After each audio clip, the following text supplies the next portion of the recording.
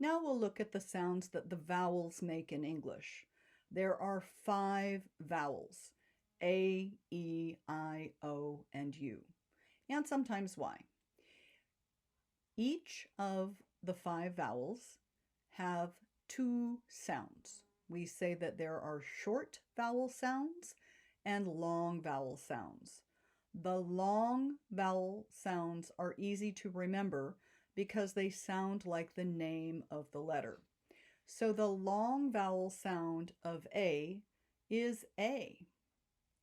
April, 8, A. The long vowel sound for E is E. Easy, even.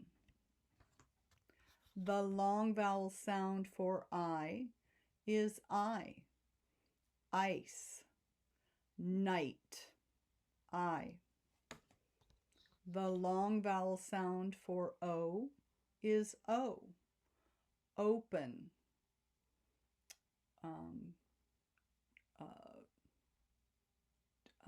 mope, O. The long vowel sound of U is U. Usual, unique, U.